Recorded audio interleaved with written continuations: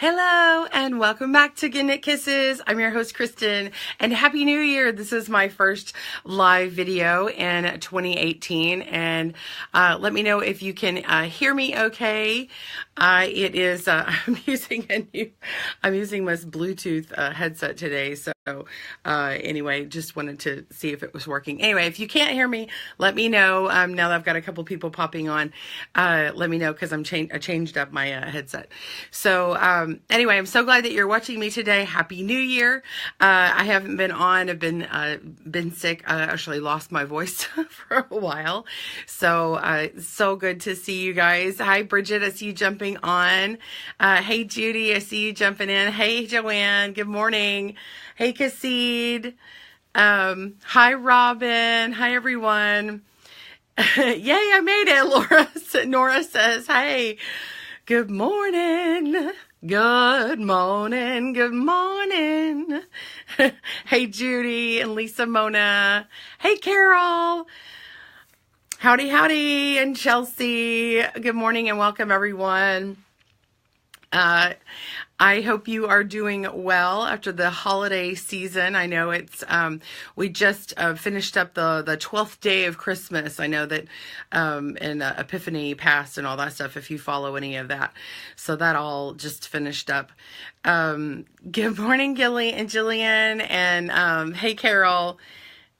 Robin, you get a cold every Christmas holiday, so annoying. And maybe next year you'll say healthy. Yeah. Hi, Gay. Good voice, she says. Thank you so much. Yeah, Cease, good morning. I am so glad to have a voice. I still don't feel like 100%, but I feel so much better. I basically, the back, you know, the little thing that hangs down the back of your throat, your uvula, that little thing got attacked by some bacteria or something, and it was like massive, and it was kind of scary because it makes it to where you can't, you can't talk, but also it's like swallowing flesh. I'm sorry, that's kind of too much information, but it was like, I couldn't cough appropriately. I was afraid that I was gonna I was gagging in the night. It was really awful. So, anyway, not cool. So glad that, that's over with. I hope nobody ever gets that. I would not wish that on anyone. I wouldn't wish anything on anyone anyway, but it was awful. So, all that aside, I'm so glad to see you. I'm glad you can hear me. My husband got me these Bluetooth earbuds, and I usually use this microphone. And in fact, I'm glad I put this on because I'm looking around my studio and I don't even see, oh, it's far away. Well, anyway, I didn't even see it when I came in here, and I thought, oh, well, I'm just going to use this. So hopefully, can you guys hear me? Is it better today than it has been at other times? I mean, if you want to know, I'll tell you what it is I'm using, but I'm not here to promote something. I want to make sure that you can hear me okay. So anyway, let's see. Hi, Liz. Hi, Debbie in Alabama. How are you? Hi, Alicia. Hi, Elizabeth. Okay, so if we get can you give me a heart if this sounds really good? Okay, so is the sound about the same? I mean, I guess if you can hear me, that's good. Okay, good. I just don't want crackling for you guys because I know if I listen to someone and it's crackling, I don't want to hear it. So I would rather like unplug it or something. Okay, super, perfect. These are Beats. Well, I could put both of them in, but they're like these in-ear. Oh, good. I got all these hearts. They're Beats headphones. And what's funny is they're called gold, which he asked me. I mean, the end of them, I guess, is gold. I got them. He had asked me if I wanted them. I knew they were coming. But they have like black and white, and then they have this gold color. I like the gold because I thought it was like more flesh tone looking, because I'm like, well, if I'm going to have these annoying things around me, I want them to look a little more like my skin tone. So anyway, all right. So what I've got today, I've got a couple of things. If you've seen, sorry, let me grab my things. Okay. Have you seen, I've got a hat that just came out. This hat is on needles, and it's then the week before we had the loom version. I mean, not the loom. I'm so sorry. The cowl came out. So the matching cowl is like down here on the floor. Okay, so the cowl, the hat, these are done on the needles, right? So people have been asking about the loom version. Now, this is not meant to be, hi, Kristen has a unique thing. No, this is not unique. This is simple, Fair Isle. Okay. So, first of all, for all my loom knitters, I want to address this first. If you see a pattern in the round, okay, like a hat that's done in the round, not a hat that's like a flat panel, but like this is worked in the round, circular, you can take that and use it on the loom. Okay, so right now, you can take them. If you've been paying attention to a lot of the videos I've been doing, I teach you how to like look at a pattern and know, okay, cast on means put that yarn on the needles, get it on there, and then a knit stitch is a knit stitch. An E-wrap is also a type of knit stitch, so you could E-wrap it if you wanted to. In fact, I'm going to show you a trick. I am going to show you a little bit of it today, but I started doing it with a U-wrap knit, which my U-wrap knit is really tight. So I might end up changing my loom version to an E-wrap only because I'm not doing it on a kiss loom, which would help me with my tension, but I keep trying to do it too fast. And when I do it too fast, I get way too tight. Anyway, so I can see some of the color strands in between. I don't like that. So anyway, I can show you how to do this quick version, but I figured out how to make the floats shorter. So in the loom version, on the needle version, I showed the shorter way of making the floats. I can't even talk. I showed a way of making the floats shorter. It was a little trick. So you can hold the yarn back and let it float every 4th stitch. Like so, this color pop here repeats every 4th stitch, and it pops out, and then you knit 3 more, and then it pops out the next color. And then in this particular pattern, every other row is just your main color. Okay, now there's a couple of people who are posting a couple of different versions of this on the loom that other channels have done, which actually I didn't even know they had them, but they showed them to me and I went and looked at it. I'm trying to remember what the first one was. Oh, the first one has a different kind of look, but I didn't even like go to look and see what stitches were on there. But the second one was actually, it looks like it's in this color, like these two colors. But what it is like, first of all, excuse me, excuse me. First of all, this is a ribbed brim, so it's a knit one, purl one, knit one, purl one brim. And in the video, for the other video, it's just E-wrap for a long length, and then you fold the brim up, and then you knit to make a folded brim, okay, a hemmed brim, and then you continue E-wrapping. So it's all E-wrap stitch. You E-wrap, and then when you put in your first color, you're E-wrapping that new color, but then you purl the main color. It's a little different.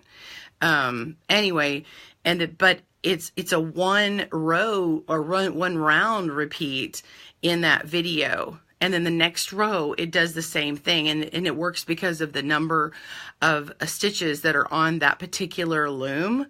What mine is, the loom you're using is it's divisible by 4. So you want to make sure that your loom is divisible by 4. Now to make the cowl, you can do this 80, I think this has 80 stitches on it. No, I'm sorry, this is not 80 stitches. This one is 72 stitches.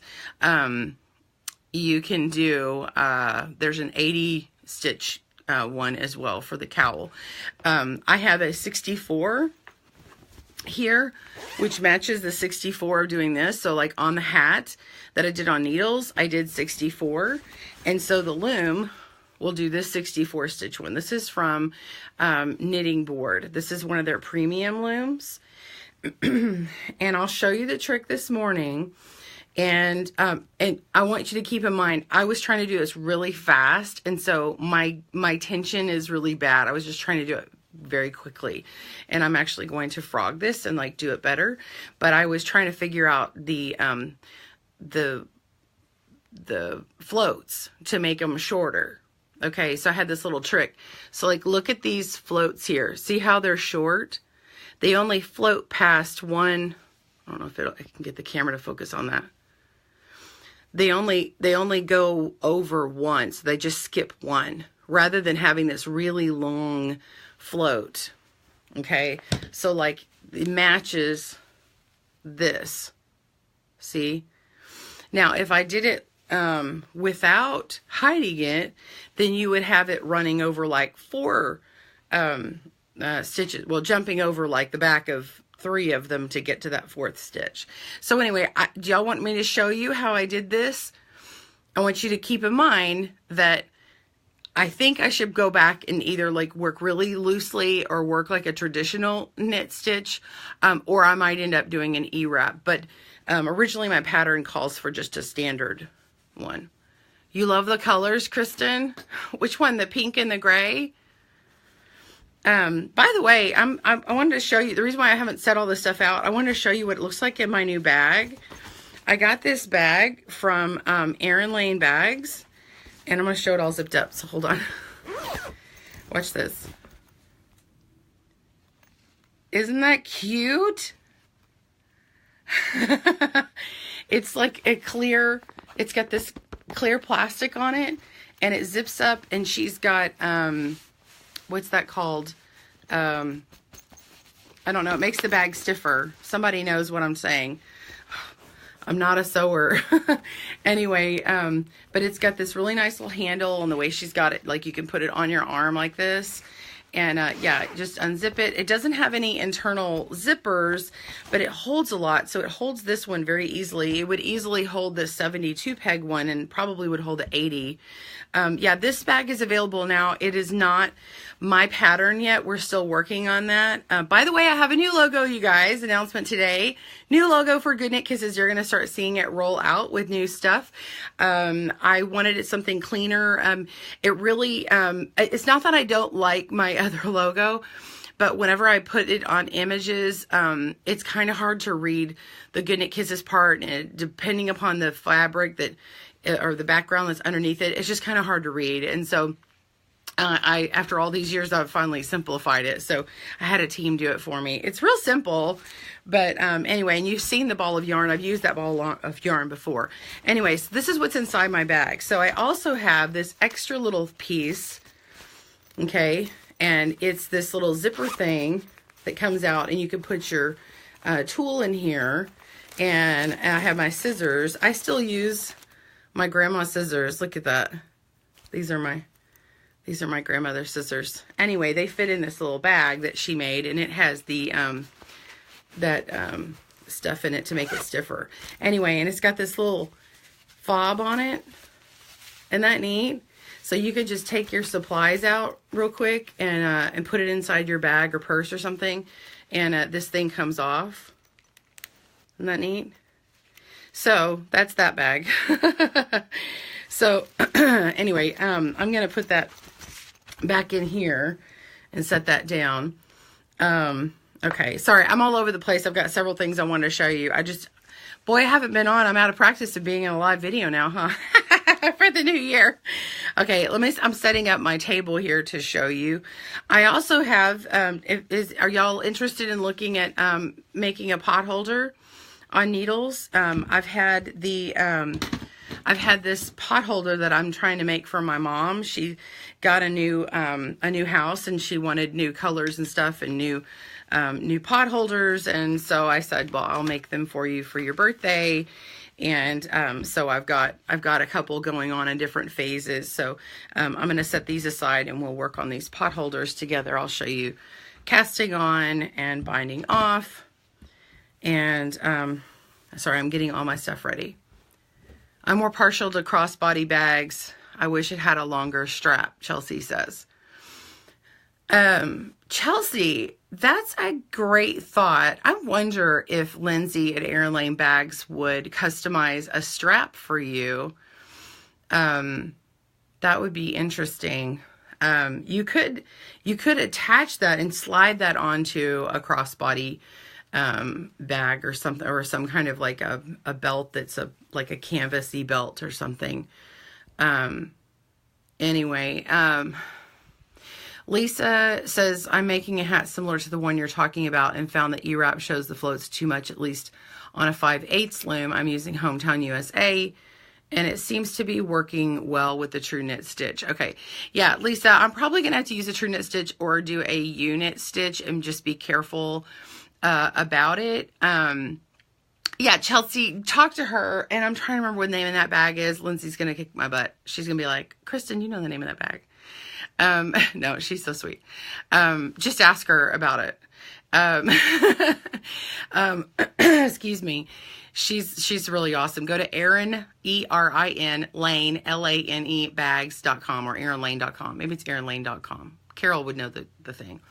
Anyway, the E-wrap is a stretchier stitch, and so I try not to use that. Plus, I like the smooth, like when you're doing the Fair Isle, it looks better to have the nice smooth all knit stitch, right?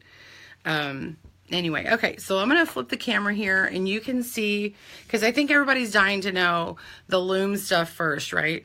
Oh, you want the one that has something on it, right? Do the cast on you want, do the brim you want.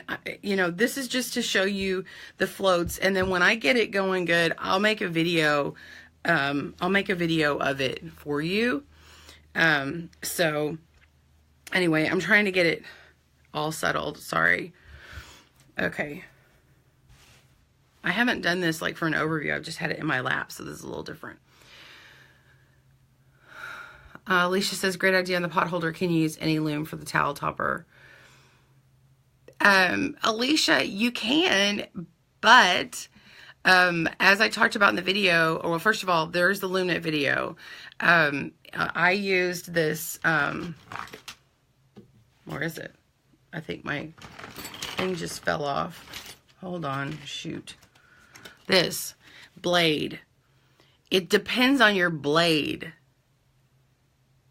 So you're making a hole with the blade, and that hole, the length between these holes that it makes, these perforations that it makes, determines what loom you need to use. So I used a small gauge loom with this. So if you want to use a bigger loom, you're going to have to get something bigger than this. And this was called wide spaced cuts. So I don't know if there's an extra wide. I really don't know. Like that falls in the Kristen doesn't know information category. So you would have to Google and find out. Google is your friend. It should be. Excuse me. Oh, Elizabeth, you didn't get the notification? Oh, sorry. Yeah, I started like at 9:01 instead of right on the dot at 9. I've noticed when I don't start right at 9, it kind of doesn't do it right. So anyway, oh, sorry.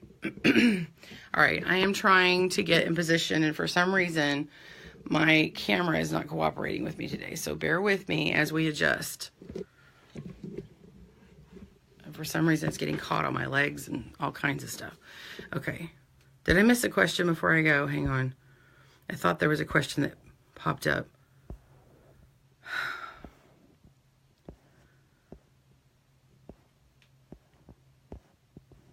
Okay. Sorry. Just making sure I didn't miss anything. Okay. And the link is in the comments if you're looking for airline bags. Okay. Let me flip this. Okay. Get the light on. This is too close. I mean, it's too far away. I'm out of practice, y'all. I haven't done a live video in so long. I don't have my camera all set up and ready. All right, make sure this is stable before I start going. Okay, so what this mess of string is here, I actually didn't have a stitch marker with me, and this is my stitch marker. So if you're like, why does she have so much yarn? It's because that was my I do that. I make a temporary stitch marker out of yarn when I don't have one handy. So that's not a double wrapped peg, just so you know. Pay no attention to that extra yarn. So just so you know how I built this, this is just a ribbed beginning here. So this is knit one, purl one, knit one, purl one, and I did the cable cast on for this. I'm actually not happy with how I did it, so I think I'm going to do the long tail cast on next time I do it. I'm just being real with you. Okay, so I have the main color on my right, on my right side, and I have the accent color on the left. And I put the yarn balls that way too, even if they were in my bag, because I actually had them in my bag, and I put one on the left and one on the right. Okay, so I am right-handed, and I'm working to the left in this particular pattern. I've got, I'm on my stitch pattern. I'm on a round 1. So this is my first round, my first stitch in the round. You can see that these stitches here to my right are all pink, and they're my main color, and they are one of the even rows. Like rows 2 and 4 are completely solid. They're completely the main color, and so you just like let the accent one drop. Okay, so now on the round with the floats, by this point, it doesn't really matter what round it is because they're done the same way. So I've managed to get, I've knitted my first stitch of my, let's just say this is the first stitch in the round. So this would be accent color. Hey, good morning, Sarah. I see you jumping in watching me. Hi. Repeat after me, girl. All right, so I've got my accent color, and now I'm going to get my main color, and it's going to go along the back side and go around like this. Boy, I need to zoom in. Hold on a second. Shoot. Why is it not doing this? Hold on. There we go. All right, so I'm going to pull it around the back. Do you see that? How it's, this is only one stitch float. And then I go ahead and knit that. Nothing different about that. Okay, it's all the same. What happens differently here is I want to make this color pink and this color pink, and then this next one down here is going to be, I'm sorry, this one right here is going to be gray. But in order to get it to skip, I'm going to put my gray to the front for a second, and I'm going to wrap around my pink, and then I'm going to bring my gray to the back again. Okay, and then I hold on to them, and then I knit. Okay, so now my yarn is on top. All right, now I'm going to take my pink and I'm going to go around. Now watch what happens. It's going to trap in, watch this gray and this pink. It's going to trap in the gray behind it, right? And wrap around. Now usually I'm doing this in my lap. Okay, so it's different. I've been working on I haven't practiced on camera yet. Anyway, so that's how it goes. So it goes around. Now it's completely locked in. You see that? Now I can just make one more stitch of the pink. Look at that. So now I don't have a long float here, and this one is now going to jump over to here. And I just keep it in back. And I go around the front and knit the stitch. Okay, let's do that again. I'm back where I started. Okay, I'm going to go around the back of that to get this. So I'm jumping from this pink to this pink, just going around one stitch in the back here. Knit the stitch. Now, this is where I'm twisting. Bring my accent yarn forward. Wrap around with the main color. Bring my accent yarn to the back. Knit it. Or work it, whatever you're doing to work your stitch. And then now we're going to knit the next stitch, and it traps it in.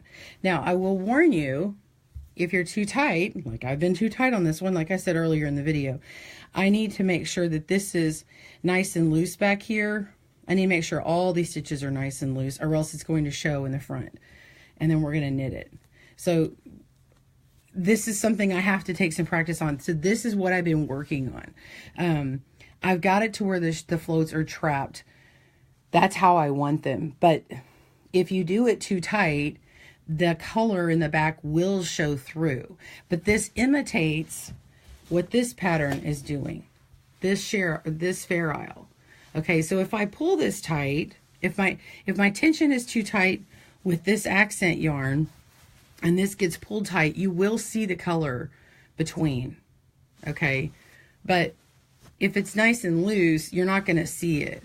Like this hat, if it fits well, it's not going to need to be pulled. Okay, but if you're going to, and this has been stretched because I was messing with it. But like, this is how it should look. But if you want like a nice, if you want a hat that's got a stretch to it, then I wouldn't use that technique. I would just leave the long floats. Does that make sense? So do y'all want to see that again? I can try and speed it up and show it a little faster here.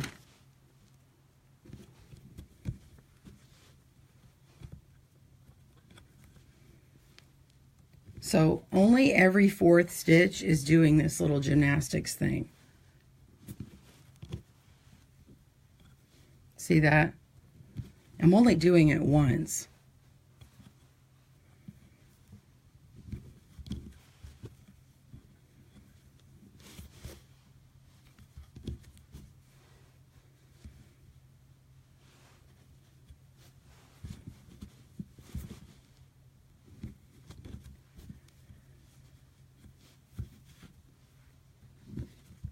Okay, and then get your next color on there. Okay. View tote. Yeah, that's what it was. Thank you. That was probably Carol. Carol or Joanne. That was that tote I was looking at. Okay, so does that make sense, you guys, of what I'm talking about? Yeah, float is a common word for this part in the back that's hanging here. Okay, so however many stitches you have to carry the yarn in the back of color work or stranded work, if I jumped, let's see, I worked, let me work 3 stitches. I'll show you the difference here. I'm going to work 3 stitches. 1, 2, 3. And then I would normally grab this yarn here and make my 4th stitch, and then I would do 1, 2, and it's better not to do more than 4 or 5 stitches because the floats can get way too long. Okay, so I'm going to show you what a couple of these look like with no working the floats like I had been doing. Okay, let's see the difference. You see that? How much different that looks? That's a long float, and this is a short float. So you could get something caught in that, or it's just, you know, maybe somebody's very sensitive. I know my daughter is really sensitive. She doesn't like wearing anything that has long floats to it. It bothers her. So this would be something I would have for her, but I would make sure that the hat is nice and loose and it wasn't like super tight and snug, like it had to be a stretchy hat. I just wouldn't do that because that's not the nature of using something that's color work anyway. You don't want it like tight fitting. Anyway, so see, like if I do that, it shows the color coming through. You can see the little pops of color. Sorry, this is a bad video here. It's not being able, you can't see it as well. I don't have enough in through here, but like that's the little float pop, or that's the stitch there, not a float pop, but in between would be that little float. So, but my stitches are really tight. Like I should have done a traditional knit stitch on this. Like if I'm going to do this the right way, then I should do this. I could come along here. If I did a real U-wrap, I made it really loose, I would do this. Make sure it's nice and loose. And then do the next one, make sure it's nice and loose. Or I would do this, which is the traditional knit.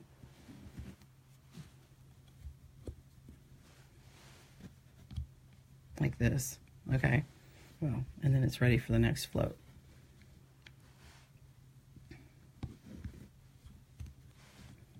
But it's all knit stitch. Someone was comparing this video to another one, and they weren't all knit stitch, and so like they had some purls in between and stuff. So here, this is a long float, and then I was showing earlier in the video how to do the short float. So this is a small gauge loom. The spacing between these is 3/8 of an inch, but we call that a small gauge. And yeah, so you can use a larger gauge loom with that technique. This is just what I'm using to match it up with the needle version. So that's where that's coming from. Let's see. I'm sorry, I'm looking at your comments here. Show this. What do you guys think of this technique? Do you like the technique? I mean, as long as you're, being careful with your gauge, your tension. Do you like the short technique? Joanne, she hadn't seen me do it. Excuse me. Joanne, what do you think?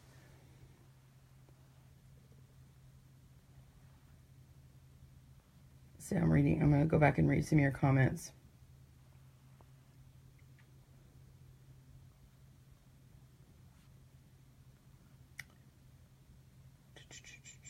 Floats are tricky, but I've been playing around with them since I got the alternate stitch dictionary book, Lisa says. Pretty fun. Cool. Heather, it says, she probably means use any size of yarn just as long as you use the right loom. Yeah, I mean, use the right yarn, use the right loom. You can do the same technique. Allison says, I'm so glad you're doing this, and I'm going to be using multiple colors of yarn and several blankets for some family and friends. This will be helpful. Oh, good. Great. Lisa loves it. I was trying to figure out doing the hat. You're doing it now. Awesome.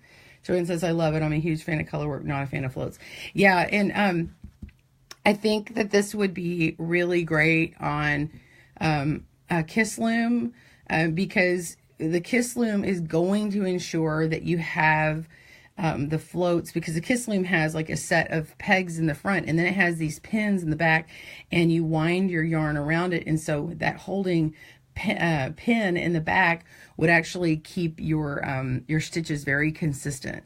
So I think that a Kiss Loom would do this really well. Like I don't know about you, but I get really tight when I'm trying to go faster. I'm trying a new technique and I'm nervous about it. Like, I don't know if that happens to you. I'm just saying that happens to me. And so, but yeah, when I get tight, things like this happen. Like my stitch is way too tight, or I might see my float behind it. But I really do like this new technique. Hey, Kathy is joining us. Kathy, hey, welcome. I know that she is a Kiss Loom knitter. I'll show her. I'm going to give the benefit of people joining on now. I'm going to go ahead and show you this float, and then we'll work on the Potholder on needles. Okay, so we have color 1 and color 2. Color 2 is on my left. Color 1 is on my right. If you don't use this technique, you get long floats like this. If you use this technique, you'll get short floats. Now, if you're on a Kiss Loom, it's going to be awesome. I would love for someone who does a Kiss Loom to do like a 12 stitch wide swatch today. Let's do some homework this week. Can we get, anybody wants to try this. And when you work, if you want to do like right to left to do this row 1, then do it this way, and then do row 2, just work your way back with the same color. Oh, that's not going to work. Yeah, because you're going to have this one on this side. Yeah, that's not going to work. Yeah. I need to think about that before I tell you the homework assignment. But anyway, so yeah, we can work back and forth, but you would need that yarn back on the other side. Oh gosh, I'm such a goof. But you could trap it in the back, I guess, that way. I will need to work on that other technique. Oh, Kristen just opened her mouth. Anyway, okay, let's do the short float technique. This is in the round. Okay, keep in mind, I'm showing you this technique in the round, and this is a 4-round repeat. So I've just put my first accent on. Okay, just like normal. I knit that first stitch. Now I'm going to knit the second stitch in the round. It's the same thing. The third stitch is the magic trick. I'm going to take my yarn, my left hand, this is the accent yarn. I'm going to go forward, and I'm going to wrap around the peg with my main yarn. I'm going to move my accent yarn to the back. I'm going to knit that stitch. Okay, and now I'm going to take my main yarn and knit the next stitch, and it's going to trap this one in, the accent in. So we're going to go right around and then knit that stitch. And now it's ready to knit my accent color. Okay, so I've now got, it's still the same repeat. Now let's look at what it did in the back here. There's no longer a long float back here. If I did it the traditional way, I'd have this float here. But there's no longer a float here. So let's do it one more time for the benefit of Kathy. I saw her join in. Hey, gosh, if I see y'all long enough, I start learning your names, right? Okay, so I've knit that first stitch. This is the second stitch here. Yarn forward with the accent, knit around or work around with the main color, put our yarn back for that accent and knit it. Okay, and then now knit the next stitch with the main color. There it is. Okay. I'm not going to have it written up for homework. I was trying to say to do a flat panel, Kathy, and I was like, oh, well, you could make your row 1 go this way, and then you have this yarn on this side. And I was like, yeah, and then work your second row coming back. But you only need the main color going back, and you would need this color to travel to the back. So I haven't really like worked that out. So, yeah, or if you have a little loom that you could do like maybe 14 stitches on or 16 stitches. Like if you have a 16 stitch in the round, that would work really well. You can make a little tube and it's a multiple of 4. So that would work well if you can do that. Yeah, so I'm trapping it. Robin says, it seems like you could use this trapping technique for weaving in your ends as you start knitting. Oh, I have to try that. Absolutely. This trapping technique could be used for ends.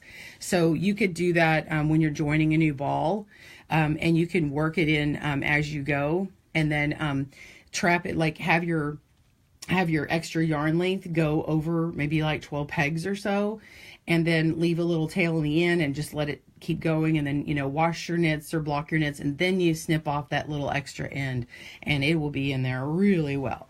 So I hope you guys like that, and I'm going to switch over to needle stuff here for a second. Let's see. Oh, Allison says, I'm going back. Yeah, Kathy, that was my whole point. Kathy says, Kiss looms would make this beautifully because of the pin and peg system. That's exactly what I was saying right before you jumped on.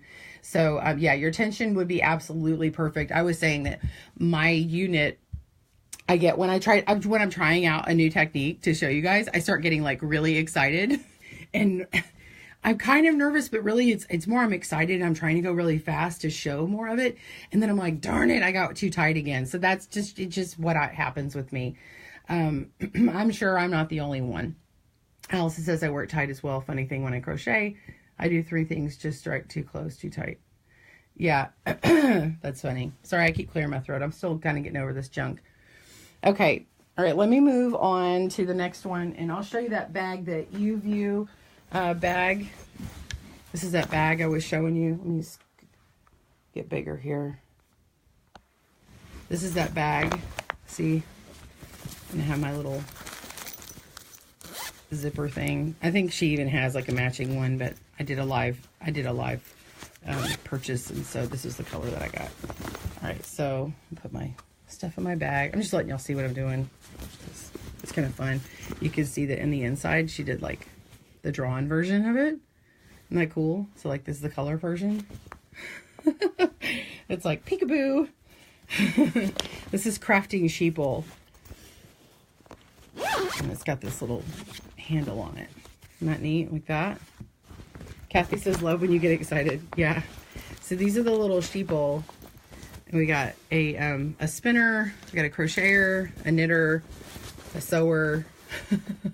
Got a painter. This is like a Bob Ross painter. Little scrapbooker. And I'm doing this one's doing beads. So I'm doing also one that is a loom knitter. So we're waiting on that. And anyway, it'll have my new logo on it. Anyway, so see how this looks with the clear view thing. And you can see what projects you have. Okay, and then that's what we were working on last week. And that was knit with needles, but now you can do it on the loom. Okay, so what I'm working on here is a potholder with needles. Okay, this was for my mom. And this is 22 stitches, okay, and it's on this needle. This is a US 15 10 millimeter. It's really kind of it's way too short of a needle for this, but I mean, stitches squish up. So see this right here. So I use this needle because it doesn't bang on my table and it's really portable. So this is what it will look like. And then you weave in your ends. And I'm just going to show you I'm going to show you how to do it. So if you are on a loom, you can use a extra large gauge loom for this. This is 22 stitches, and I'm using 3 strands of yarn. I've got 1, 2, 3. I'm just pulling from these 3 balls, and then I've already made one. I've already made one complete one. I've got to bind this one off, and then I'm going to start another one. And I'll probably have to add in more for another one, but I just wanted you to see the progression. So let's do the bind off on this one because I have to finish it, and then I can show you how to start it. I know it sounds a little backward, but that's just the way I'm going to have to do it because I've already got this on the needle here. So this is the knit stitch on the loom. I mean on the needles. Hello. Here we go. Let me get my camera. My camera's in a weird spot for me. Not for you, but it is for me. So I have these 3 strands at once, and so you have to make sure and hold them all together. So the way the needle works is you have to go through all 3, and they go up under this first leg of the stitch. Imagine like someone's a cowboy riding, and this is his right leg over here.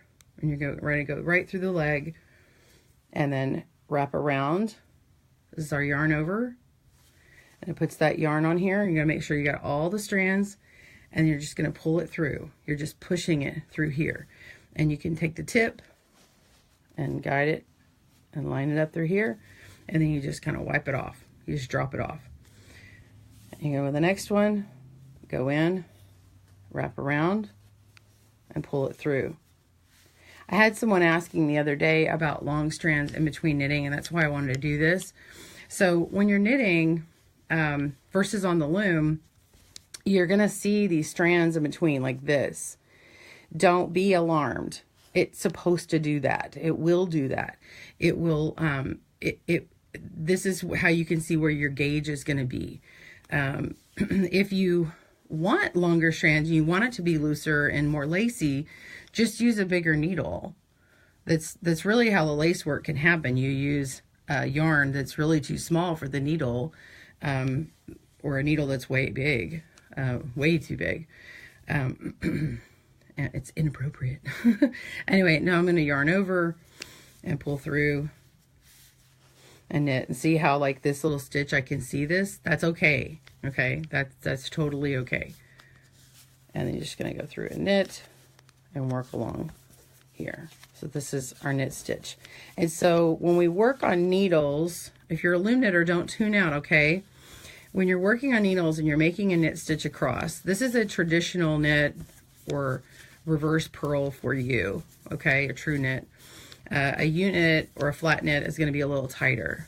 Anyway, but the E-wrap, if you are E-wrapping, what your stitch is doing on needles, I really hope that you're listening to this, because I want people to understand you actually are forming a stitch different. If a needle knitter wanted to make a E-wrap, they actually go into the back of this stitch here, and then they wrap this way, and then they twist it.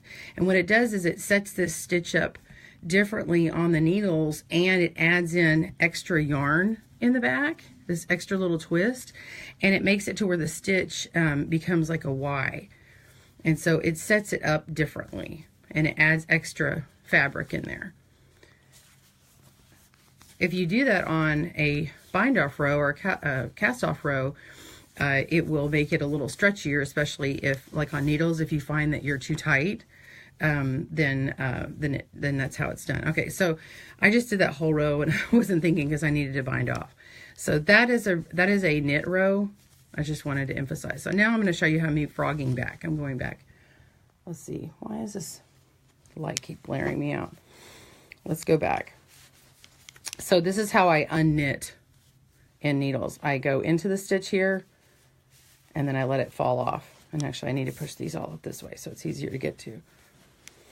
So I go into that stitch, into that hole, let it fall off, into the hole and let it fall off. If I have enough tension on here, I can pull it out at the same time.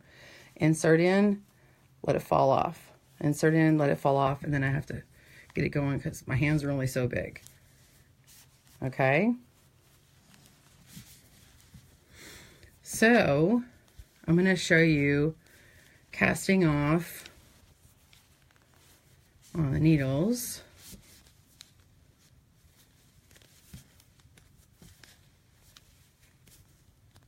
Okay, I'm starting with 2 stitches on here because you have to knit 2 stitches first to start your bind off, and then all you do is you take that back stitch and move it over that front stitch, that forwards one, see, and then that becomes the first part of a chain that you start seeing.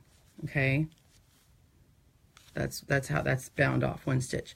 I'm going to insert through again and knit a stitch, and then lift this back one over the front one. Be sure that you're getting all of the yarn that you intend for each stitch. And there's another one of those chains. Okay. Oh, frogging looks easier on needles, Kathy? Yeah. Yeah, it is. And well, what's nice on the needles frogging is you can see how the stitch works in reverse really well. I do like that. There's a lot of things that are easier on the loom, but there's some other things on needles that are just like, oh gosh, that's way easier.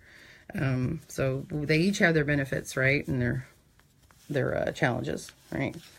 So now as I'm going along, I'm going to show you what this looks like. So now that braided edge that I'm referring to is right here. You see that braided edge? And if I'm being really tight, which when I'm going live, like a lot of times I get a little like excited, so I get a little tight. But if I was needle knitting, and I'm always tight on my bind off, another trick is you can go through that back stitch here, and you can twist it. You do the twisted stitch or knit through the back loop. So if you're looking at a needle pattern and it says knit, knit, knit, knit, knit, knit, knit, knit, you know, all that stuff. Sorry, I'm doing too many stitches at once because I'm supposed to be binding off here. Sorry. And it says, then it says knit through the back loop, or NTBL. What that is sorry, that stitch was situated wrong. It is knitting through the back loop. Okay, and that's exactly what that stitch is. So you would E-wrap there. So if you're translating a pattern from needles to the loom and you see KTBL, then you are going to you're going to do that where you twist that stitch and E-wrap it on the loom. The clapetee is a very the clapetee pattern, which is like a stole size, kind of like a very wide scarf, or it's like a shawl that's like a rectangle, really. That pattern is a series of working with the back loop and a standard knit stitch. And the reason is because you actually end up taking those stitches that are twisted in one column, which actually end up coming at an angle. And it's easier to see in between all the smooth bumps of a knit stitch, and then you actually pull them out and let it drop. And that it actually has given extra yarn for that row, which makes a really cool drop stitch in between. And it's easier to see. So it can have benefits in the way a pattern is designed.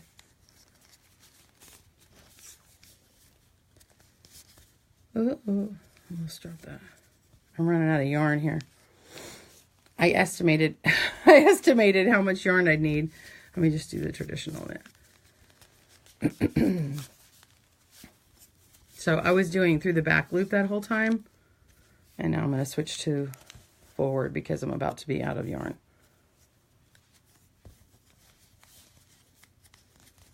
I'm playing yarn chicken, everybody. Who's going to win, the yarn or me? Oh, look at that. Look. Yarn chicken. Yarn chicken.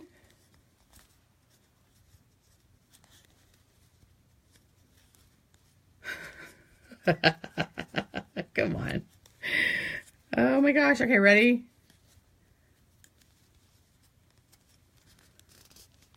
Who's gonna win? Ta-da! I'll have to fix that tension. Yeah, super stretchy bind off. Yeah, that's exactly what it would be. Yeah. And, Kathy, you are right. All right, so I was just getting rid of that extra tension there, and I'll have to mess with this later. But see how I made like this part right here, like stretchier? Because I was being a little tighter here, and so there's a way. I wasn't doing this how I normally would do it, but this part right here I made stretchier so it's not so stiff. Especially if you do it and then you go back and you go, oh my gosh, like my bind off is like really tight and the rest of my work is like this, right? So you want to, you can knit through the back loop as a kind of a trick. And then anyway, and then you, of course you weave in your tails. But look, I won my yarn chicken, right? Anyway, this is, my potholder is 3 strands. I am using a 15 and then 10 millimeter. This is going to shrink up when I wash it. It'll be a more dense potholder, and frankly, if it's too loose, it can also be used as a dishcloth. I mean, it's not that big of a deal. So, by the way, this tension is really weird because I use this as a teaching tool. I taught 3 different people how to knit on this particular one that attended my knit night. This is a great little project to show them the stitches on. So this was kind of inconsistent. This is the one that I did all by myself. So you can see how the tension is different with different people working on it. Do you see the difference? So this is my normal tension, and then this is just multiple people working on it, how different people's styles can be. But what's going to happen is I'm going to wash this. It doesn't matter to me. I'm not striving for perfection here. This is utilitarian. So plus it will work out in the wash. And so you can go ahead and weave in your tail, and especially if you're going to wash it, what I recommend is you weave in your tails and then leave like a little bit hanging, and then you snip them after you're done because it will work some of that extra in. So anyway, do y'all want to see the cast on with this one? Hit that love button if you want to see the cast on.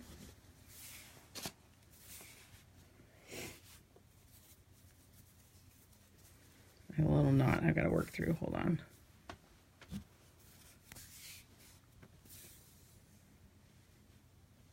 All right. So I'm going to have my, okay, good. Everybody's wanting some. So I've got my needle here. It's a short needle. I know that I want it about the width of this one. So I'm going to give myself a little bit of a tail here. Okay. And then I'm going to do 3 times this width here. I know that because I know this, because I've done it before, I know that, oh my gosh, sorry. Let me give you the length of this. Y'all probably like, what is the length of her needles? These are 9-inch. They're really small. Like you might normally look at something like this, which is probably it's a 14. So I got these really small ones just so that I wasn't clicking on the table a lot. Anyway, so I want it 3 times the width of this. So I've got my tail, and then I go 1, 2, 3, and then I'm going to make my slip knot, and then I'm going to put it on. Now, little trick, you don't actually have to have a slip knot. I don't like knots in there. So I'm going to put it right on there. I'm going to pretend I have a slip knot.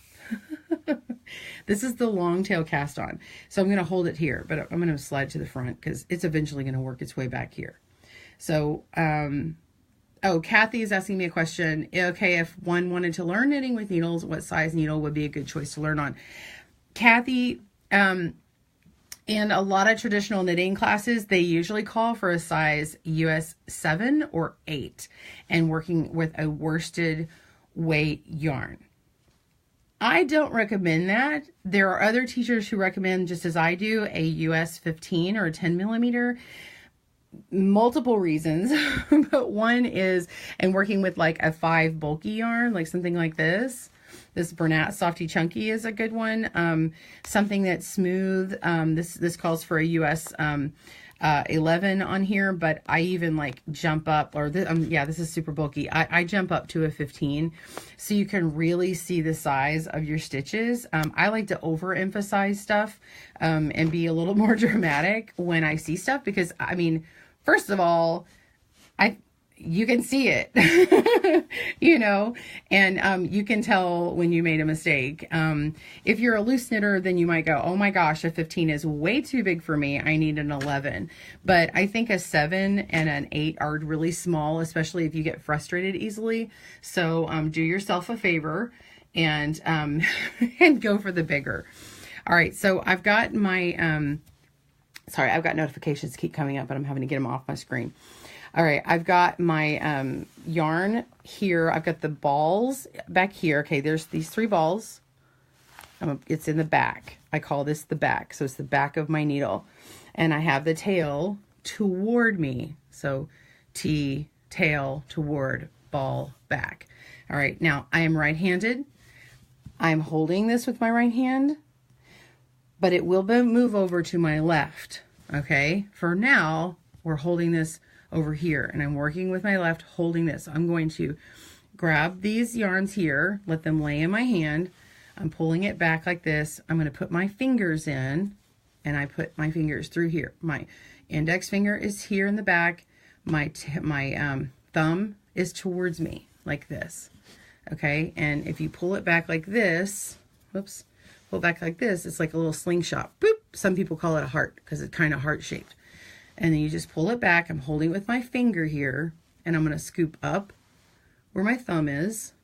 See, just taking my needle, scoop up. I'm going to go where my finger is here. I'm going to go down. Okay, and then now I'm going to go down through the thumb. Okay, and what it does is it takes this yarn here, and it's going to wrap around here and lock it in. So I'm going to wrap it in and lock it in. And we're just going to pull it. You could put your finger here, and when we pull on it, it's going to keep that tension for you, and it's going to, you can prevent it from getting too tight. So you just move your finger down, and then you can readjust your hand if you need to. There's not a rule. And then you just come to it again. You pull back and you scoop up, and you go down, and you go down, and let it go. Scoop up, go down, and go down, and let it go. And you start seeing this section here where it's twisting around. You see that? And you can choose to use on a loom, you can choose to use a slip knot or not as well. One trick on a loom, okay, one trick on a loom is I could take this, let's just show you this right here. If I want my first stitch to be without a slip knot, I can put it here. I can put the slip knot over here, and then I could start my stitch down here, like say this is my peg 1. In fact, and I could put a stitch marker on and say this is peg 1, and then make my stitch here, my first stitch here, and continue, or do my wraps like this, like, oh, I'm gonna E-wrap cast on or whatever. And then once I come around to this section down here and I connect it or whatever, then I could just drop off that. You could even leave that hanging there. You're like, oh, I know that was my first stitch, you know, and then just pull it in later on and tighten it up a little bit. So that's one way to do it, and not have it that way. Now, there's also ones where like the starting peg is down here, you know, to where you can hold on to it, but not all of them have a little starting peg, and you can put your slip knot directly on there. Just leave yourself a nice long tail, and then you can pop it off, and you can always trim your tail. I mean, you know, unless you're really stingy with yarn. I used to be really stingy with yarn when I was first starting off. I was like, no, I don't want that long of a tail. I'm going to waste it. You know, like now I don't think about it that way. But anyway, that's how I would do it on the loom there. And if you want to use, oh, Alicia's asking me the yarn. I'm using Lily Sugar and Cream. This is a cotton.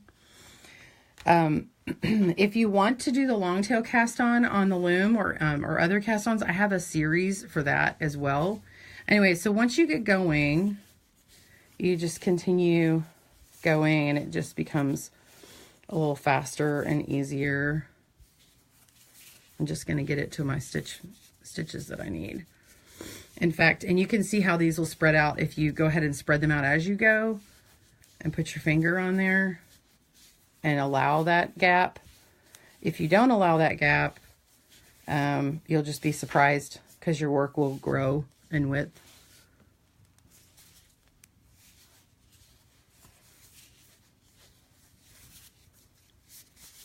Let's see, what number am I on?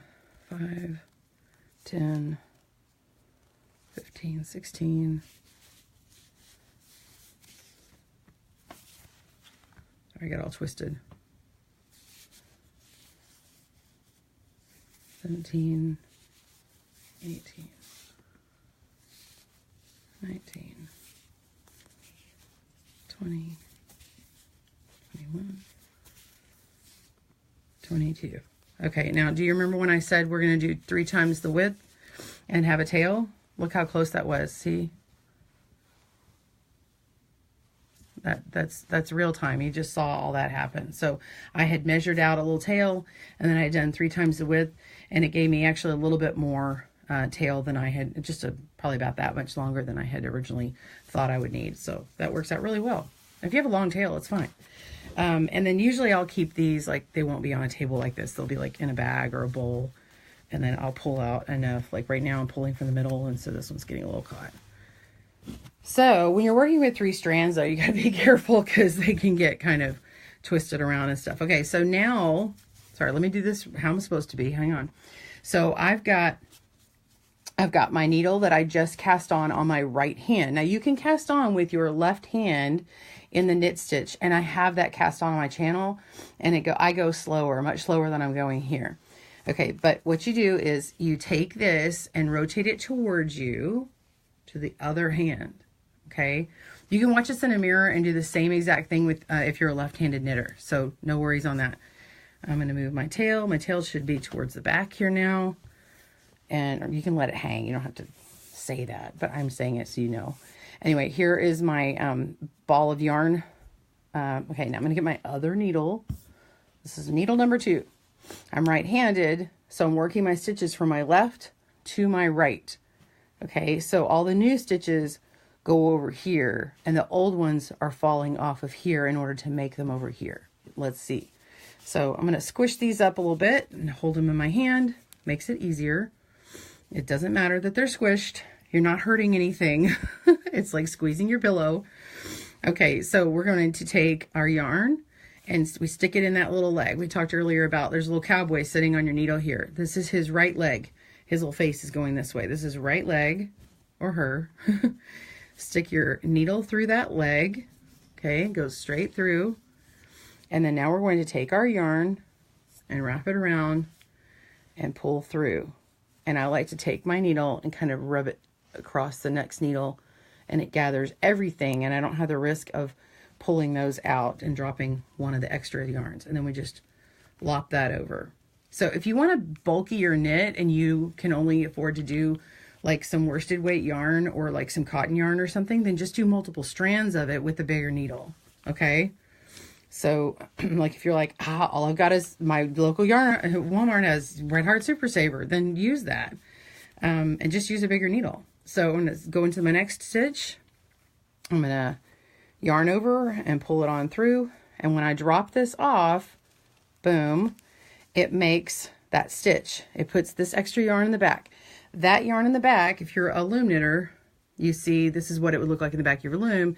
You see this little scarf here hanging on the back. That is the purl stitch. It's the opposite stitch. In the front here, sorry, I'm having major glare. In the front here is the knit stitch. You see this little V forming. We're going to go into the next stitch and do it again. And I'm going to continue knitting across. And you'll see my right side gets a little bulkier. Okay. It may be harder to see if you're not as used to it. It may look like these are about the same, but this does have a little bit more bulk to it than this one. Okay. I'm going to keep going, and then I'll show you what it looks like when I flip to the other end. And the reason why I like loom knitters to see this is because I want you to see what it looks like on the needles. So if you want to learn how to convert it's really good to know what it looks like on the needles, the way things turn and it changes. But also for like people who work on needles have to convert their stuff too, because if you're like, oh, I like this pattern and it's knit flat, when they go in the round, they have to convert anyway. So everybody has to do some kind of converting. Okay, if you want to make something in the round, you're going to want to make sure that everything is all on the right side. Loom knitting is all on the right side. So if you want to do a hat pattern that's in the round on the loom that was already on needles, you actually don't have to convert because everything is the right side. Okay, so now I'm at the last stitch, same thing, knit it over. All right, now it's a little longer and you can see these little V's coming out. See the V? I'm going to turn it over and go to my other hand again. When I turn it over, I see these little scarves on the back. Okay, these little scarves are the Purl Stitch. All right, squish it up, put my needle in, and I'm going to knit. So what this looks like to you, when I knit this, it looks like as if I'm going to do the garter stitch. Because when I just knit across, you still see that little scarf here, right? But if I pull this back, you're looking at the V stitch. So I'm making a knit here, but technically the right side is back here. So look, what is that? That's a purl. So I have a knit stitch and then I have a purl stitch. That is a garter. So we're knitting. And then when I go to the right side again, I'll be doing another knit stitch. So it's alternating a knit row, a purl row, a knit row, a purl row. But on needles, because I'm turning my work every time, I only need to do the knit stitch on the wrong side. I don't have to purl.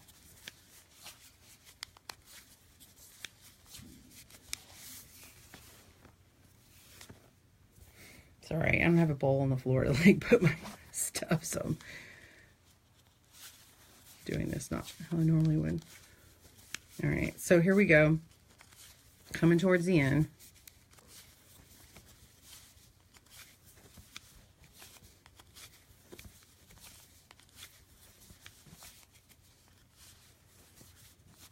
Okay, oop. Now I'm flipping. Okay, so now you can really see this ridge show up. This is the Garter Ridge. So down here is that knit row, and up here is that purl row. So if you want to count your purl rows, if you want to count how many you've got, I've got one set of Garter Ridge. So if you're counting, okay, I've got one, the next time you see another purl, you can go 2, 3, or you can count them by twos and say, okay, 2, 4, 6, 8. Like if I take these out and I start counting, I'm like, how many ridges do I have? Right? Okay, so here's the right side. My yarn, my tail's on the right. Here's this right side, my tail's on the right. And then here's my knit row, and here's my purl row. If I'm counting, then I would say 2, 4, 6, 8, 10, 12, 14, 16, 18, 20, 22, 24, 26, 28, 30. Okay, so I've got 30 sets of stitches here. Okay, 30 rows. And then I've got a 31, which is this extra knit row. And then when I'm on the purl side and I turn it over, I work all the way back and bind it off, and it makes that extra row here. And so that's how I do this one. So I do to where I have that many ridges. So I have 1, 2, 3, 4, 5, 6, 7, 8, 9, 10, 11, 12, 13, 14, 15. I've got 15 ridges of purls showing in the front, and in the back it looks slightly different. It's like it looks like there's a double back here. Anyway, so that's how I got to that that full thing. Or you can knit until it's a square. So like when this gets longer, how I showed it earlier, if it's getting all squished, you can see, okay, well, how many inches is this? Okay, this is 9 inches wide.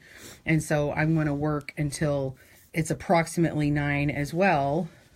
And so I'm going to work this one down, and I count my ridges, so you can just measure it on the needles if you want to do that. And it's a potholder, so it doesn't need to be perfect, but once you have one done, you'll know that that's how you want to do it, and you can write it down and just continue to do the same again.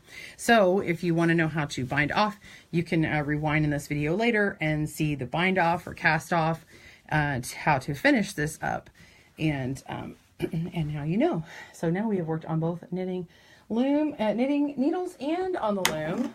I'm going to flip this camera back here. Let me turn that off. Kristen didn't turn it off. Hang on. Oh, sorry. He's got a real good close-up. Let's see if you have any other questions here.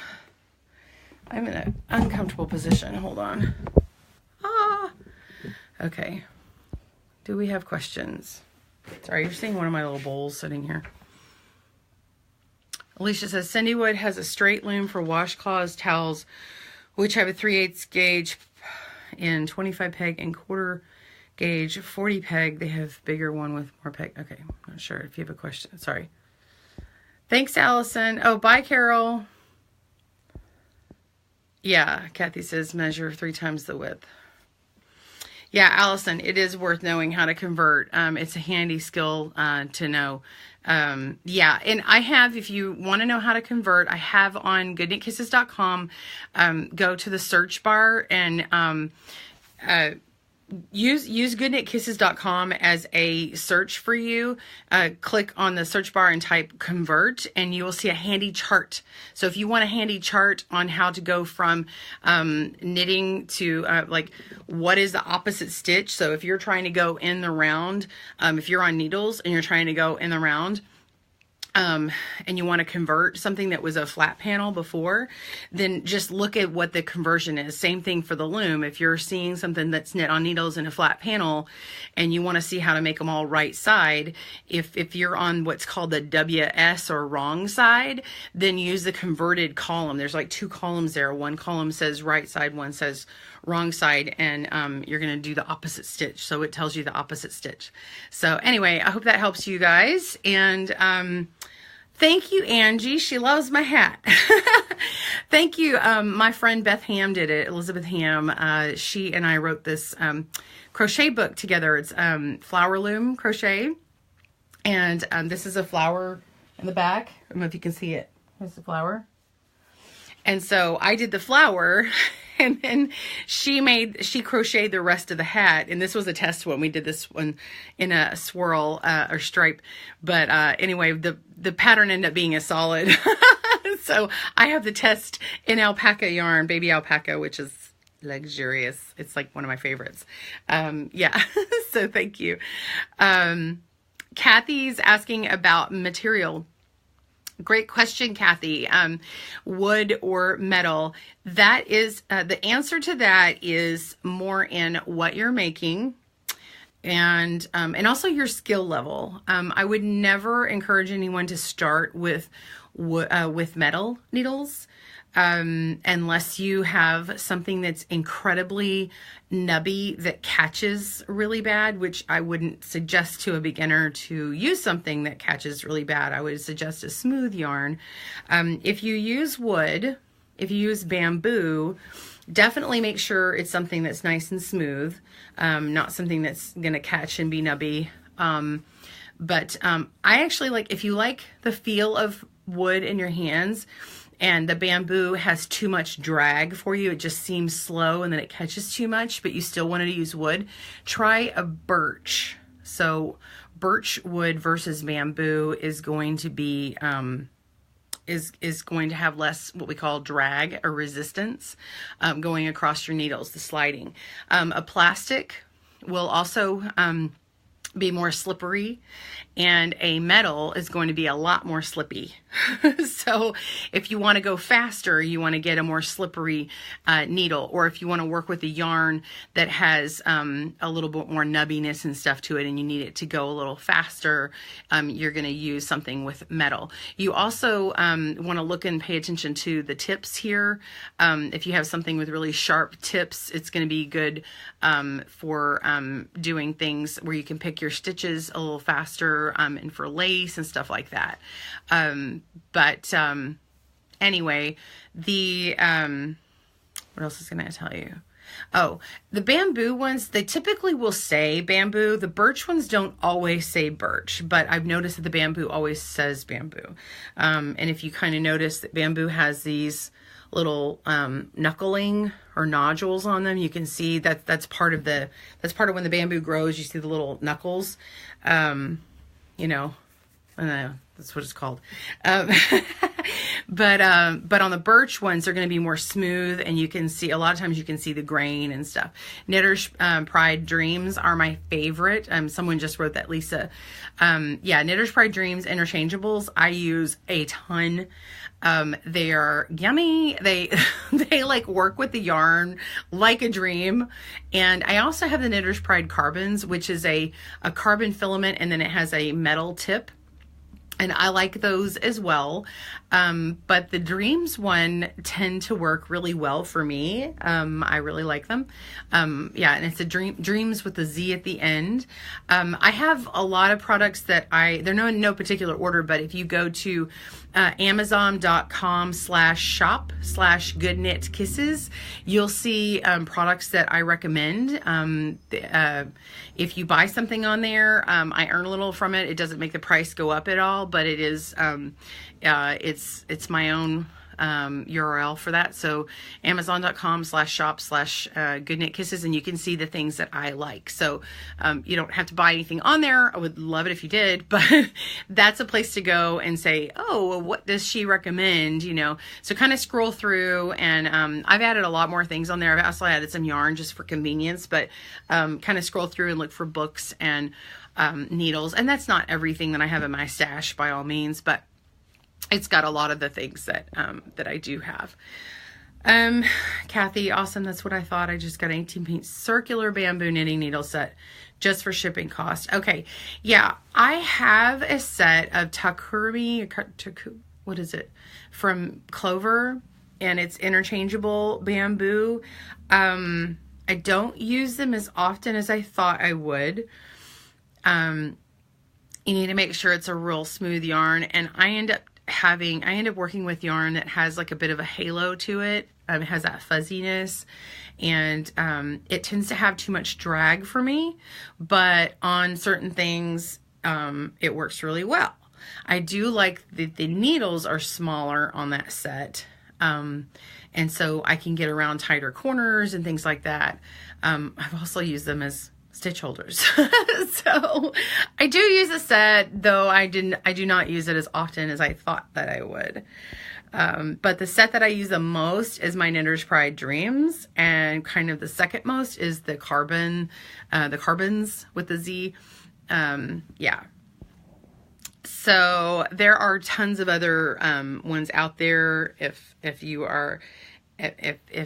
a needle company watching me, hey, I'd love to try your needles. I have some Haya ones that I haven't taken out. I got them for a specific project, and they're kind of like waiting with that project. And some Chowgu. I got some lace Chowgu ones, but I haven't got to pick that project up yet. So I actually bought them for it because I needed like a size 2, and I didn't have that size. So I don't usually work with that size. So I'm kind of waiting for time to do that one.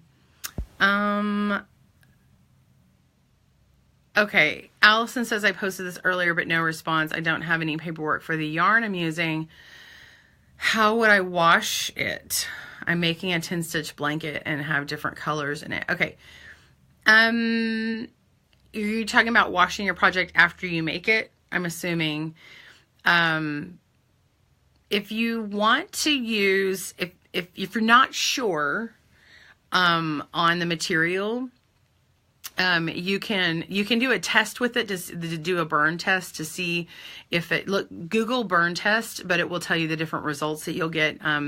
If it doesn't burn, then it is like a wool or a natural material like that. If it melts and stuff, it's going to be acrylic or it could be a polyester or something like that. But the best way to like block something and wash it, you can use different washing materials. Like I use Soak, S-O-A-K. It's a I'm not sure if I have it handy. Let's see. Oh, it's not going to be handy. I have it in one of these baskets. I've got some of it. It comes in a bottle, and you can use it for your delicate knits or any kind of knit, and like even like lingerie. And it's a no rinse thing. Like you fill up your bucket, well, a bigger bucket than this, and put in a little bit of the soak, and then put in your project and your water, and let it soak, and then you can just kind of rinse it, and you just squish it and do it like a wet block. I have a video on wet blocking, and I demonstrate all of that. Even if you're not going to block it, you can at least see how to wash your knits, and then just let it dry. And that's a great way to do it, especially if you don't know what the fiber is. And it's especially with blocking and stuff, like it can't be ruined that way unless you're like giving it friction or something. So if you had wool or something, you give it friction, it can meld the fibers together. You don't want to do that. So I hope that answers your question, Allison. I'm sorry I can't get to every question that's posted. I get them in so many different places, and it's kind of overwhelming. So if you guys see someone ask a question on the Good Knit Kisses page or something, would you please be our sweet Good Knit Kissers and helpers, and help your other knitters out. They would love that. Where do I get my dreams needles from Knitter's Pride? You can get them on Amazon.com, on that website I was telling you, Amazon.com/shop/goodknitkisses. You can buy them at a local yarn shop if you've got one near you. I've got like I don't mean like Walmart or Hobby Lobby or Michael's or Joann's. I haven't seen them there, but at a local yarn shop that's like a mom and pop, kind of shop, you can usually get them there.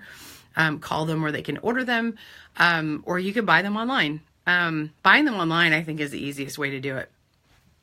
So, Joanne says, I love the Dreams needles. They're comfortable to hold. Yeah, they are. And I like that they're different colors, and you can I know this is the right one. I also do have Addy Turbo. Do I have one in front of me? So this is the Dreams needle. This is 1. This is 11, I think. Yeah, this is a US 11. And these different cords the different colors represent a different length. I think this is a 16-inch length, like for a hat. And then here's I have these bamboo ones. These are clover bamboo, and I do use these. I've used these a lot. And as they get more use, you can also, some people say they put like wax on them, or they like rub them. When they get a lot more use, they tend to wear better. Let's see. I thought my Addies were here. Anyway, my Addy Turbo is all metal, and it has a blunt tip. It's going to be like a metal, like this kind of color. And, man, I got a mess in here. So, Carol says, I'm learning to crochet more patterns easier when traveling. Yeah, crochet and traveling is really nice. Yeah, it is easy. Yeah, especially if you have like a bunch of patterns in like the same size hook, and then you just have one hook, or I would have a backup hook in case you got lost or something, like fell in between a seat. You couldn't get it. Is Knitter's Pride and Knit Picks the same company? No, Knit Picks and Knitter's Pride are not the same thing. Knit Picks is, there is a European company for Knitter's Pride, and I'm trying to remember what it's called. It's like, there's another name for it, and it's like a flip-flop of the name. Like, I don't know. Stacy Perry with Very Pink Knits, she works with them a lot. And anyway, but they're not the same thing. Knit Picks has some really great yarn. Knit Picks has some blockers, like these knit blockers that are awesome. And actually, Jimmy Bean Wool has their own Knit Picks blockers that their set is like rainbow colored, like their logo. If you know, Jimmy Bean Wools are like the colorful rainbow spectrum. And so like the knit blockers is this box of the T-pins that you've seen people blocking their knits with. What they've done is they've taken like a a piece of plastic like this wide, and then it's got like several T-pins in it, like the rust-proof T-pins. And so then you just go and go crunch it in your blocker set, and it holds everything. So I've been like slowly, they're like $25 a pop or something like that for every box of these knit blockers. And so like whenever I go to show, like every year I like buy one more, so I'm just buying like, one at a time, because, well, let's face it, I'm also buying lots of yarn and other things at the same time. So otherwise I probably would just invest $100 in having 4 of them. But they're really great, especially like if you have lace work or like a shawl or something you need to do. They're perfect if you need to make like swatches and things. You can hand wash your swatch real quick, pop those little blockers in there, let it dry, be done with it, check your gauge, all that stuff. Get it done lickety split. It makes it, whatever can make making a swatch easier and faster for you and pain-free is nice. So let's see. And Knit Picks, I think, also has, Joanne saying that Knitter's Pride is primarily needles. Knit Picks is a yarn company. Knit Picks does have needles now and has other notions and accessories. So Knit Picks has a larger line of things, but Knitter's Pride is strictly needlecraft tools. It's a tool company, and they do things extremely well. I think they do a great job. Knit Pro. Thank you. Knitter's Pride is Knitter's Pride in the US, but Knit Pro is outside the US. Yeah. How to wet block video. Thank you, Joanne, for the link to the knit blocking video. Lori says, my Hobby Lobby does has Knitter's Pride, but they're not like the ones off Amazon. Yes, Knitter's Pride does have some very large needles right now, circular, like to do like the real big, bulky, almost like doing arm knitting, but not having to do it on your arm. Like the larger wooden needles, and they're more because it's trendy and it's like a one package thing. So sometimes they sell these, like they may not always be a big set. Like Knitter's Pride will also sell individual things. Like you can buy double pointed needles, DPNs, in a whole pack together, or individual. Like even on Amazon, I've gone and purchased individual packages of 5, and some of those individual packages are sold at places like Hobby Lobby and stuff like that. Kathy says she's heard beeswax, yeah, to use on the needles. Thank you. I think that's what it was. I haven't ever used it on there. Someone else told me that they take wax paper and do that. Has anyone on here ever tried wax paper? I haven't had to do that, but I've been curious. Lori loves the Addies too. Have I tried square needles, Angie? No, I would like to try them. And I'm going to Creativation in a couple of weeks. I will be gone actually. So this coming Monday, the 15th, I will be here at Martin Luther King Jr. Day, or yes, it's Martin Luther King Day. And then anyway, but then a few days later I leave. I'm going to go to Phoenix, and I'll be gone for Creativation, and I'll be seeing lots of new things. Flexi knits are supposed to be there, but they're like taking a double pointed needle, but they're like, it's like this, like that. Like this is not here, and then it looks like that. So I'm kind of curious as to how those works. So I'll be able to see those, and I'm curious if anyone else is going to have a square needle there as well that maybe I can like mess around with. It was formerly CHA, and it's like AFCI now or something. Anyway, I'm going to go to that. But I won't be on, because I'll be on a plane, the 21st, because I'll be flying back. So I will not be on a broadcast here. So I will be here next week on Monday. You'll see me live, and then we'll skip a week, and I'll be on live the week after. So, oh, Elizabeth, you've already started your Potholder. Thanks. On needles? Are you doing on needles? Because I know you've just done some stuff on the loom because your sister taught you. Kathy says, I have knit blockers and she loves them. Awesome. Yeah. One of my Knitter's Pride, Teresa says, one of my Knitter's Pride needles has had a piece break out in the yard, snags on it. Ooh. Asked for replacement, got no response. had to find different needles for the project. Ooh, that's not good. How did you reach out to them? I'm curious, Teresa. I haven't had to reach out to them. I'm not, it's not a loaded question. It's a, I don't know kind of question. Did you try their website, or did you try them on Facebook or some other social media? Sometimes on other social media works. I mean, I'm not necessarily saying that, but, yeah, I'm sorry that happened to you. I'm curious. Liz, I don't have any word on the Erin Lane bags just yet. I'm going to have to call Lindsay and find out. I had sent her a message the other day, but haven't heard back from her, but it's been pretty busy for her. So, okay. Sorry. Hey, Mickey, I just see you jumping on. Kathy, you remember your grandmother using wax paper to smooth your needles? It makes sense. And wax paper has been around for a while, and I'm sure people have been using that trick for a while. Also, if you have circular needles, you can dip them in boiling water, very hot water, to get them to not be all like junked up. Y'all want to see my grandmother's circular needles? This is one of her circulars. They're nylon. I don't even know what size they are. I always have to test them. I think they're like 15s or something. Let's see. Yeah, they're a 15. But I've never used them.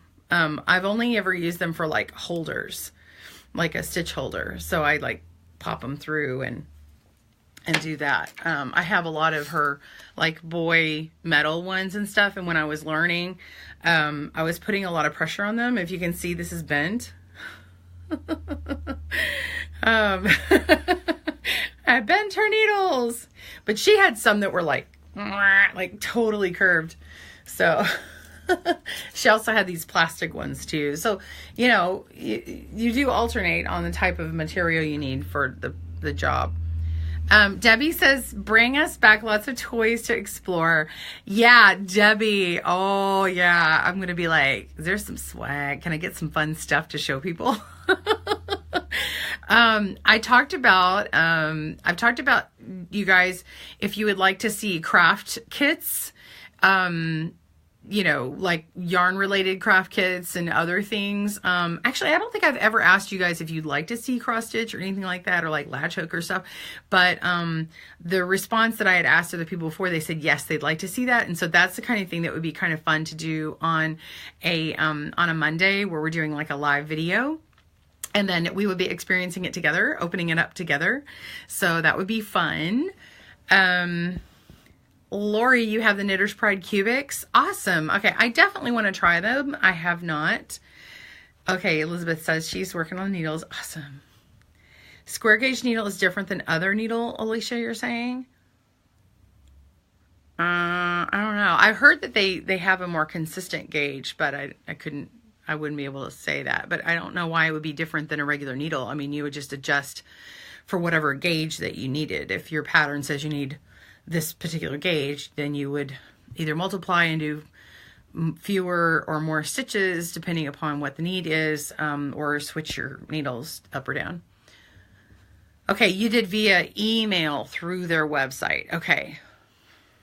Try them on a social media, Teresa.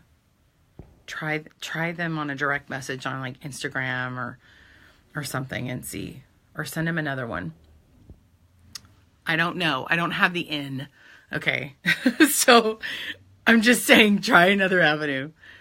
That's stinky because they really should fix it.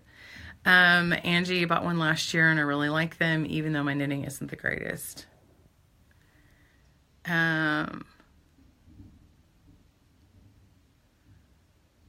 Okay, Carol in Nova Scotia is saying, I've used the loom for hats this winter, but only in bulky wool. What size loom do you use for worsted weight yarn? I use a small gauge loom. Now, we measure in fractions. I wouldn't be able to tell you any differently, but like if you were using a tape measure that lets you do inches, the measurement between the center of the peg to the center of the next peg, that's generally how we get that. And the measurement is going to be around 3/8. Where's Where's my book? I don't have my book handy with me. But anyway, I've got a chart. If you look for Loom Gauge on goodknitkisses.com, go to Gauge, write the word Gauge in the search bar, and you will find my Loom Gauge chart. And it's got a listing of a whole bunch of looms. It's just not every loom, but then there's also a quick chart on there that will tell you conversion, like needle sizes and yarn sizes, like what yarn you should use that's appropriate for this loom or this needle size.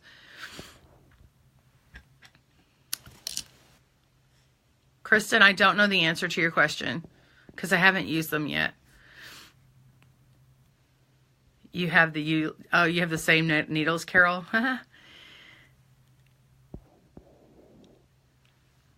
Oh my gosh. Okay, Kathy says she used to store her circular needles in a toilet paper rolls. Now I store them in wooden thread spools. Helps keep them straightened out. Or you take the spools and hot glue them to a ribbon and wire hanger on top. Oh, okay, yeah. Now I don't use them all the time, but like my fixed needles, my fixed circulars, I put in this. See that? And then they're straight. But I don't have all the sizes. That's kind of bulky and big. Yeah.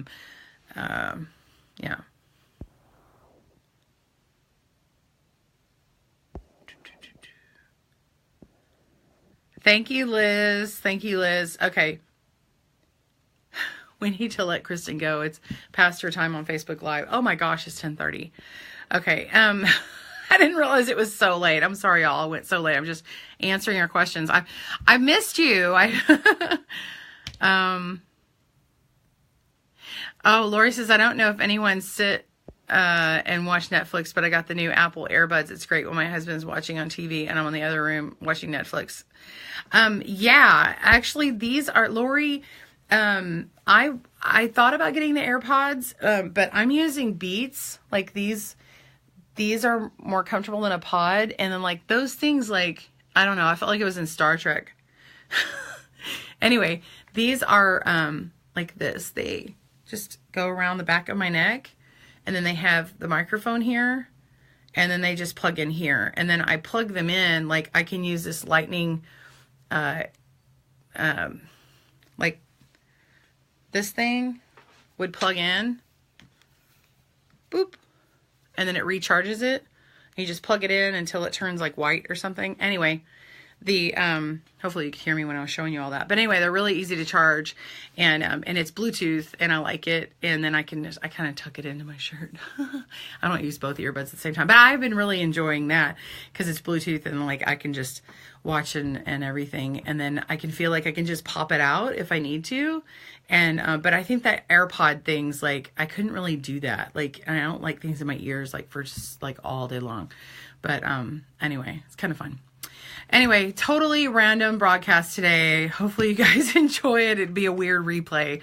But anyway, I'm so glad that you joined me. Thanks for sticking it out. We have about half the people joined us from the beginning. But anyway, really great to see you all. Yes, Kristen, is knitting while you watch Netflix, Netflixing. Absolutely.